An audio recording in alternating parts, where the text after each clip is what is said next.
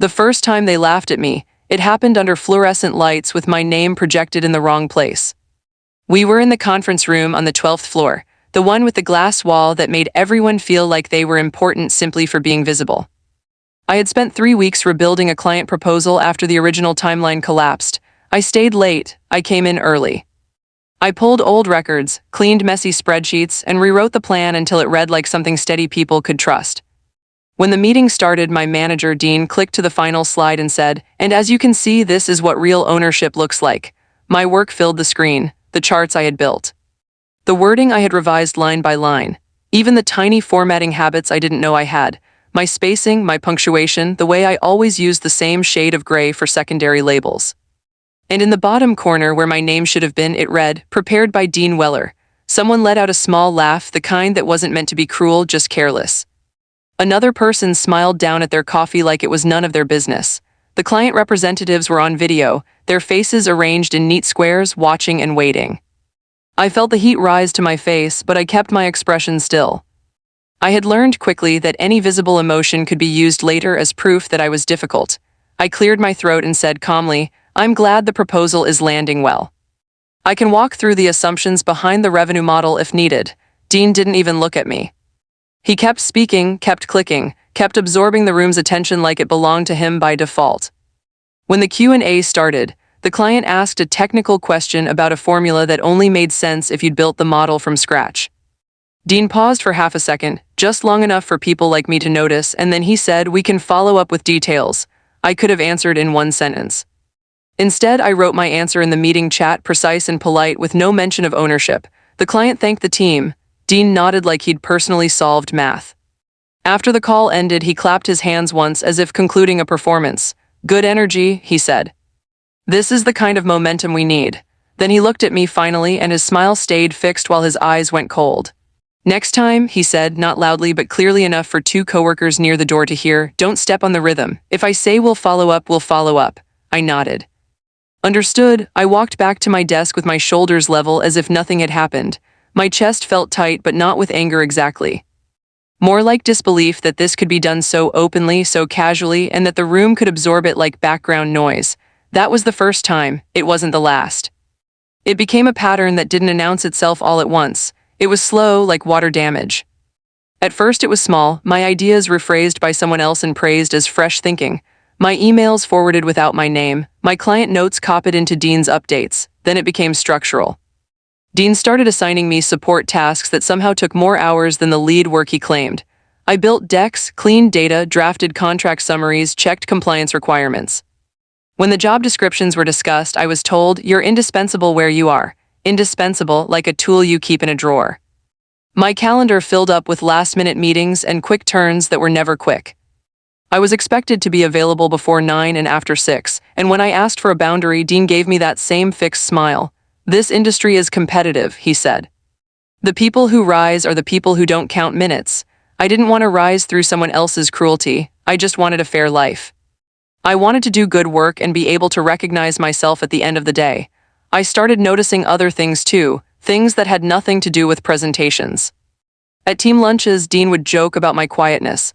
"Don't worry," he'd tell new hires, grinning, "she's not mad, that's just her face. We keep her around because she's basically a human calculator." They laughed because the alternative was awkwardness. My cheeks would warm, but I kept my voice steady. "I'm glad my accuracy is useful," I'd say, and return to my food. When performance reviews came, my accomplishments were treated like shared team output, while my areas for growth were described in detail. Needs to be more visible, could improve executive presence, sometimes seems sensitive to feedback. Once, after I mentioned that my work had been credited to others, Dean leaned back in his chair and said, "You're focusing on the wrong thing. If you want applause, you should join a theater group." I stared at the notepad in front of me and wrote down the date, not because I wanted revenge, I didn't. I just wanted to stop feeling like I was losing my sense of reality, because that was the worst part, not the overtime, not the stolen credit. Not even the small public humiliations that accumulated like paper cuts. The worst part was the way the unfairness was always packaged as normal, and my discomfort was treated as a personal weakness. Over time, my body started reacting before my mind did. I began waking up at 3:12 a.m. almost every night, my heart beating too fast for no reason. I'd lie there in the dark, listening to the quiet apartment, thinking through emails I hadn't sent yet, conversations I hadn't had. I started getting headaches that felt like a band tightening around my skull. My appetite faded. I'd sit at my desk and realize I'd been holding my breath. When my hands started trembling during a routine client call, I muted myself, pressed my palm against my thigh, and waited for the shaking to pass. My voice stayed even. No one noticed. I told myself it was temporary, that it would ease once the next project ended. But projects didn't end. They only shifted shape. One Wednesday, Dean called an all-hands meeting. He liked that phrase, made everything sound more important than it was. We gathered in the same glass-walled room. The client had signed the contract. The work was already moving into execution. My analysis had flagged a legal risk in a vendor agreement 2 weeks earlier, and I had recommended a specific workaround. Dean walked to the front with a printed certificate in his hand, smiling like a host. "Before we jump in," he said, "I want to recognize extraordinary leadership." He turned toward Ethan, a senior analyst who had been with the company for half the time I had. Ethan looked startled, then pleased, then tried to look humble. Dean read out a summary of accomplishments, my accomplishments, reshuffled and generalized. Then he handed Ethan the certificate. The room applauded. My hands stayed folded in my lap. I kept my face neutral because I could feel something fragile in me, something that would break if I let it show. Dean caught my eye for a split second, and in that second I understood he was doing it deliberately. Not because he needed Ethan to be praised, but because he needed me to be reminded of my place. After the meeting, people gathered around Ethan's desk, congratulating him. Ethan, to his credit, looked uncomfortable. When the crowd thinned, he came over to me quietly. "I don't know what to say," he murmured. "I didn't, Dean, just," he said. "It's fine," I said, and my voice surprised me by being gentle. "Congratulations." He looked like he might argue, but then his phone buzzed and he drifted away. That afternoon, Dean sent a company-wide email celebrating Ethan's leadership on the deal. He attached a screenshot of a slide, my slide, with Ethan's name visible in the corner. I stared at the email for a long time. My breathing felt shallow. I could hear the office around me, keyboards, footsteps, laughter from the kitchenette. It all sounded far away, like I was underwater. Then I did something small, almost boring. I opened a folder on my computer and named it Records. I didn't feel dramatic when I did it. I felt tired enough to choose clarity over hope. I started saving things. Not everything, just the things that mattered. Email threads showing my drafts, version histories, meeting notes with time stamps, project tickets assigned to me with detailed tasks. Messages where Dean gave instructions and then later claimed he'd come up with the plan. I did it quietly. No announcements, no speeches to myself, just one file after another, dated and organized. That was my decision, not to fight him in the hallway, not to expose him in a meeting. Not to confront him and watch him smile and say I was misinterpreting. My decision was to stop relying on anyone else to validate what was happening. A week later, my headaches got worse. On a Friday afternoon, I stood up from my desk and the room tilted slightly. It wasn't dramatic, but it was enough to scare me. I made an appointment with my doctor. In the exam room, I sat on the paper-covered table and answered questions with the same calm I used at work. Sleep, not great. Appetite, not much. Stress, yes. My doctor listened carefully, not rushing, and then she asked, "Do you feel safe at work?" The word safe landed strangely. I wasn't being threatened, no one was yelling, no one was cornering me. But I wasn't safe in another way. I wasn't safe from being slowly erased. "I feel undermined," I said. She nodded like she had heard that exact sentence before. She checked my blood pressure, asked more questions, and finally said, "I'm going to document this. Chronic stress can become a medical issue. And I want you to consider taking a brief leave." Leave felt like surrender, but my body was already raising its own objections. When I got home, I stared at the note she'd given me. It wasn't emotional, it was factual, a record. I added a scan of it to my folder. That weekend, I didn't tell anyone, I didn't post online, I didn't call coworkers to vent. I simply sat at my kitchen table with my laptop, went through my records, and wrote a timeline. Date, incident, evidence.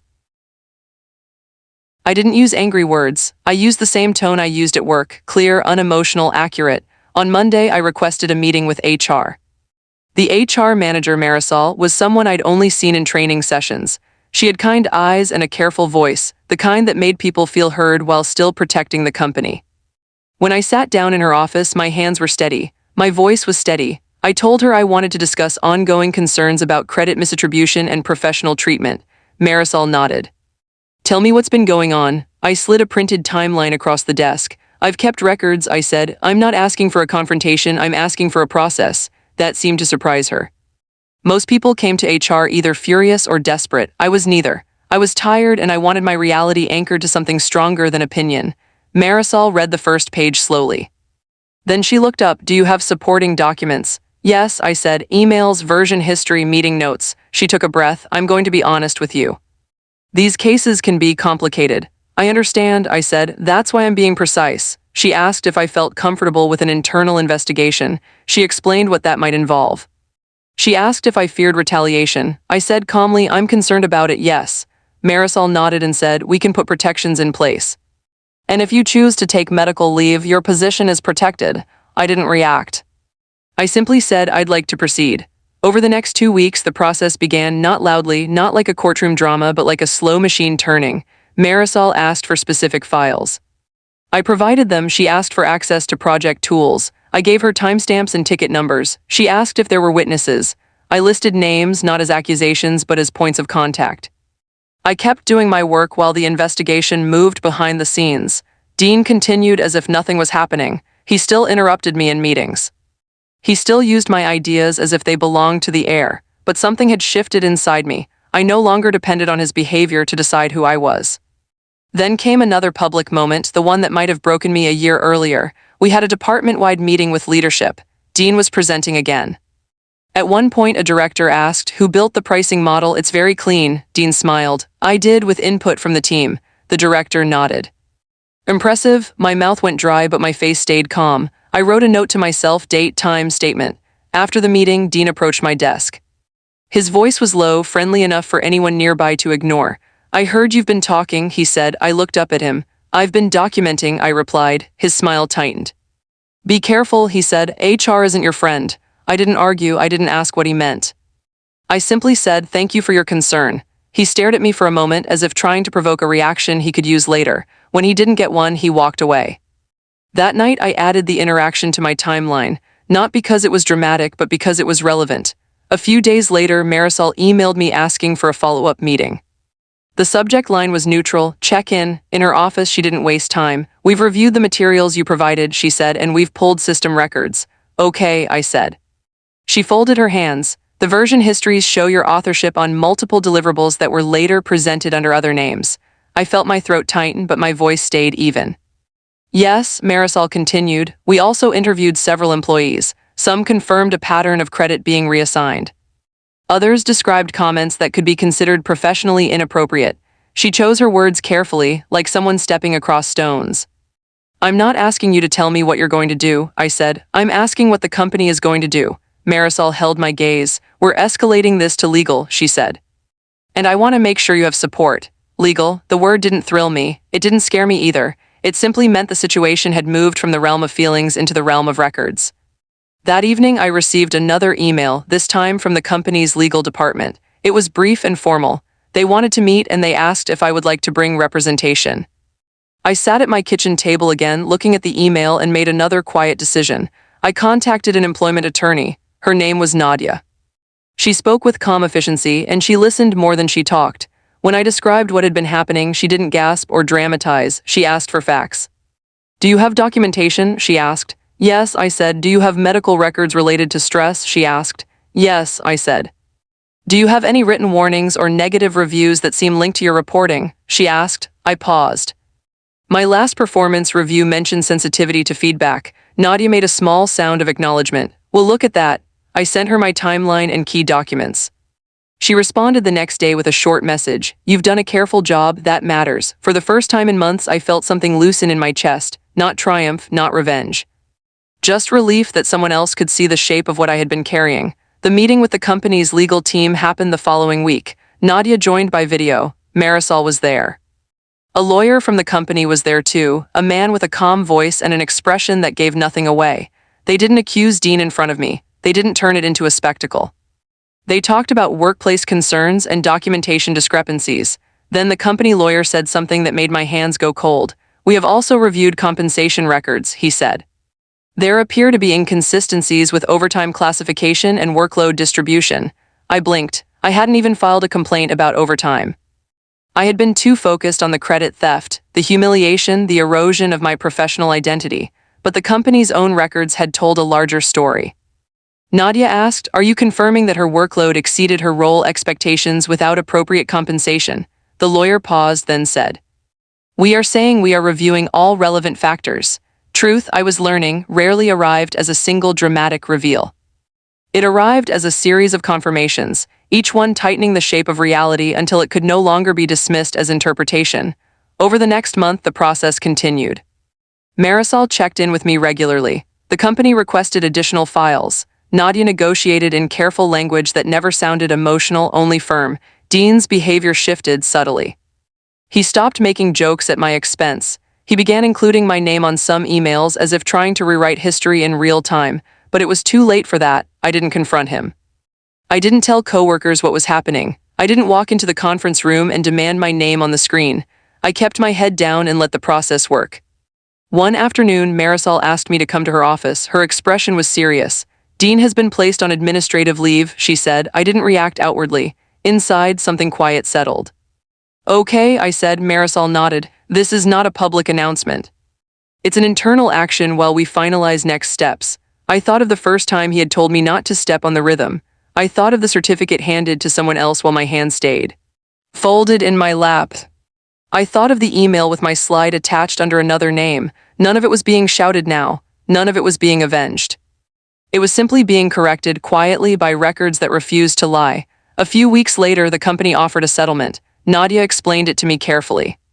It included back pay adjustments, a compensation correction, and a formal letter acknowledging my contributions to key projects. It also included a clause about non-retaliation and an option for me to transfer departments under a new reporting line.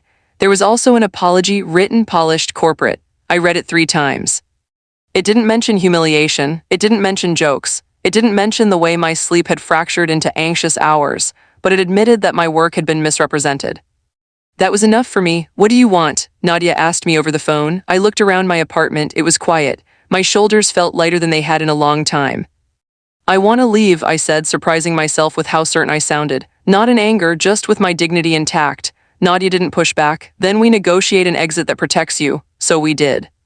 My last day at the company was not dramatic. There was no scene. No one gathered around my desk to watch me pack. I sent a calm email to my team thanking them for collaboration. I returned my badge. I handed my laptop to it. Marisol met me in the lobby and shook my hand. "I'm sorry it took so long," she said quietly. I looked at her and said, "Thank you for taking the process seriously." Outside, the air felt colder than I expected. I stood on the sidewalk for a moment, holding a small box with my notebook and a framed photo of my mother that had sat on my desk. I didn't feel victorious. I felt clear. In the weeks after I left, the consequences unfolded like a long exhale. My sleep improved slowly, not all at once. I still woke up sometimes at 3:12 a.m., but my heart no longer raced like it was trying to warn me about something. My headaches faded. I started eating full meals again. I began walking in the evenings, just to feel my own body moving through space without a deadline attached to it. I took time before starting my next job. Not because I was uncertain, but because I needed to rebuild trust in myself. Stress had narrowed my world to survival. I wanted my world to expand again. Nadia checked in once, a final professional courtesy. "How are you doing?" "I'm steady," I said. For the first time in a while, I'm steady. I accepted a position at a smaller firm where my manager introduced me in the first meeting by saying, "This is the person who built the forecasting model we're using, and you'll be hearing from her directly." When he said it, he looked at me like it was obvious. Like credit belonged where the work was. I felt something warm in my chest, again, not triumph but recognition. Months later, I ran into Ethan at a coffee shop near my old office. He looked older somehow, more cautious. He hesitated before speaking. "I heard what happened," he said softly. "About Dean?" I nodded. "I hope things are calmer now." Ethan looked down at his cup. "I didn't know," he said. "Not really." I knew something felt off, but I didn't. "I'm sorry." I studied him for a moment. His apology seemed sincere, but I didn't need it to heal. "I learned something," I told him, keeping my tone gentle. "Sometimes people don't see what they're benefiting from. That doesn't make it okay, but it explains the silence." He swallowed. "Are you okay?" I thought about the question. About how many times I had asked myself the same thing while staring at emails that made me doubt my own memory. "Yes," I said. "I am," he nodded, and we talked about small things after that, work trends, new tools, the weather, until we drifted apart naturally, like people whose lives had diverged for a reason. That night, as I sat in my apartment with a book open on my lap, I thought about what dignity actually meant. It wasn't winning. It wasn't humiliating someone back. It wasn't delivering a perfect final sentence that made everyone clap. Dignity, I realized, was the quiet refusal to become what harmed you. Dean had wanted me to explode, to cry, to plead, to turn the situation into a personal drama he could dismiss. He had wanted me to prove through emotion that I was sensitive. Instead, I had chosen a different path. I had documented. I had asked for process. I had let proof do what confrontation could not. It had made the truth undeniable without me having to perform pain for anyone. And when it was over, I didn't stay to watch him fall. I didn't linger for closure that depended on him. I left with my name attached to my work, my body slowly returning to itself, and the knowledge that my reality was not something anyone else got to rewrite. The humiliation had been public, yes. The unfairness had been ongoing, yes, but the correction had been quiet, steady, and real. In the end, no one applauded. No one made a dramatic announcement. The office lights stayed the same harsh white they always had, but I walked away with my shoulders level, my voice intact, and my life finally feeling like it belonged to me again.